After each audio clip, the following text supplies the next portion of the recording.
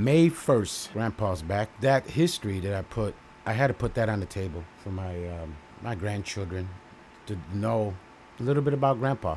Sometimes good to leave stuff like that. You could find stuff that you had in the past, accounts of your journey in life. And I want to continue, even though stories of the Panama experience, take it as a story, like a fire. Visualize a fireplace. We all get together and we sit around a fireplace in the woods. Okay, anybody got any stories to tell? Yeah, I got a story to tell. And that's basically, look at it from that point of view. Because if you look at it from that point of view, you say, wow, what an imagination. But in reality, you know it to be a fact. But you have to address it that way. Yesterday, I had that trial that I talked about here. I missed my fusion, my treatment, medical treatment. I'm under a lot of medication. You're out here making videos, which it's a way to vent in one way. It's also a way to reach out, shine the light, shining the light. Even though with your broken English, broken Spanish, with your Chicago ghetto accent all mixed together, trying to reach one or just trying to do the Lord's work. All of us are going through problems.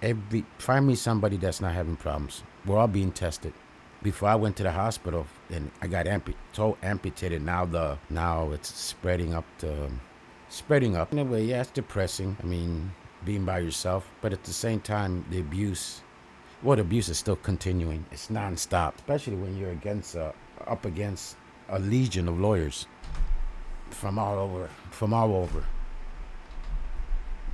filing motions. They still will not stop. Just let the old man be. Let him rest in peace.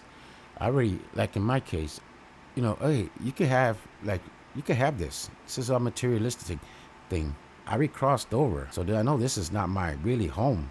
So you can have this, and then you drop the case, and then get served 3 weeks later. Like, what the hell? I thought we had this agreement. I mean, you give them money. What would you do if you were given $60,000 prior, and still want more, and then breaks your heart, and then men at this age are reluctant, especially in the people in abusive, narcissistic, evil relationship. You see them everywhere.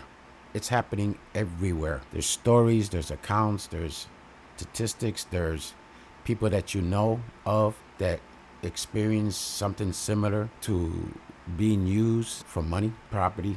You work all your life, you survive, you made it this far. But before you made it to this point, at this age, you see a lot of your past friends, family members, people, you documented it, that didn't make it this far because life overwhelmed them to the point of being broken, that their health just gave out, or their mental health just gave out, or the spiritual gave out. That's why back in the late 80s, 90s, I started that Father's Child Support Casualty, where I documented where a lot of men of all colors, all races, cultures, did themselves in because they were broken. They had nobody to help them.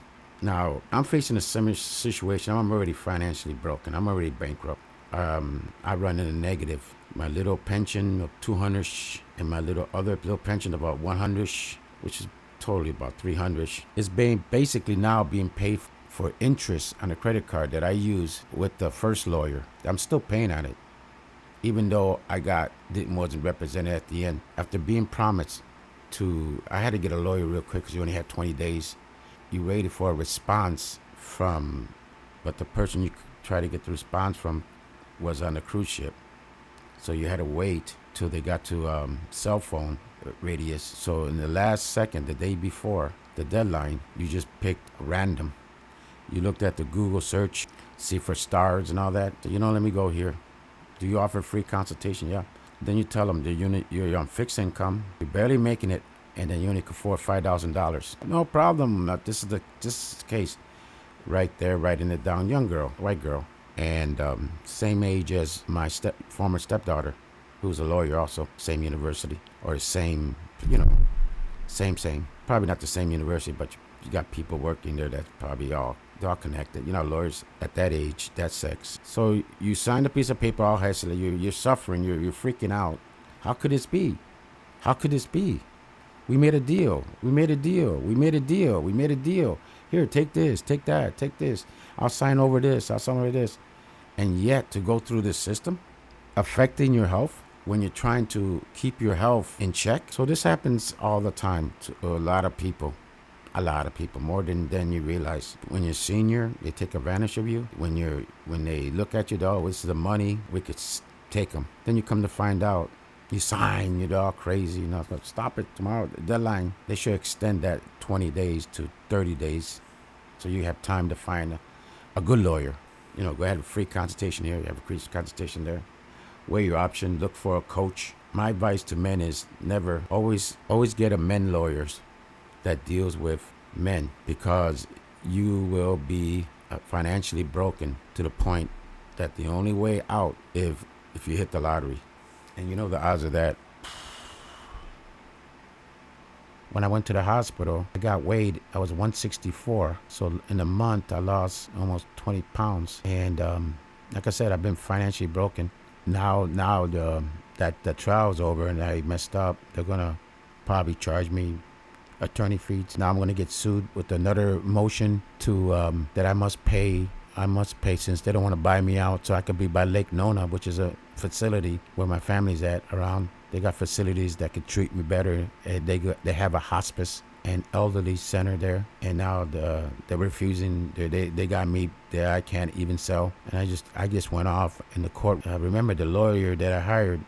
Their staff charged me $8,000 by the time I got to mediation. They wanted $15,000 to represent me in trial. And that happened, but I had to do that, put all that paperwork, discovery day I asked for in December, right before Christmas, and then it was all out of order. And then to try to organize that, put it in order. So I'm paying on interest alone that I told I was on fixed income on the credit card of 2 of my pensions. And that's not including so I'm financially broken there. They broke me.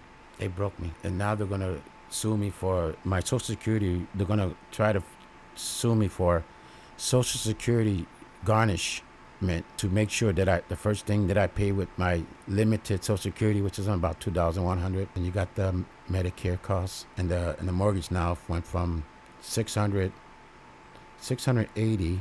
to $1,265 after it was raised again because of the insurance and hurricane property taxes. So take away that, then the light bill, and then the water bill came out to $200 something because there was a water leak in the toilet, the slow leak. And since I was in the hospital for almost a month and didn't catch it in the toilet, it was inside the toilet, when the thing that goes up and stops the water. So it went up, but it kept running and the water kept drifting into that little hole. I had to pay that or I lose water service. They're contemplating garnishing my Social Security. They won't let me go unless I give them I can't walk out. I got to maintain maintenance. How am I going to maintain maintenance? And then you got all these medical issues. You got this reality of, so this is total abuse of an elder, total abuse of a veteran, disabled. The same symptom. Let me see. There it is again. And this was, let's see what this was. Oops. Ooh, a card came out. Oh, these are all your. Where is it? Where's it? No, where is it? Where's it? It's stuck together. The page is stuck to glued together. Let me see if I can open it up. Holy shit!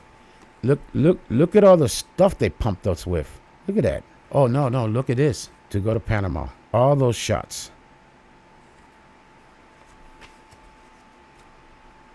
I was drugged before I even got there. And then I'm drugged on top of that.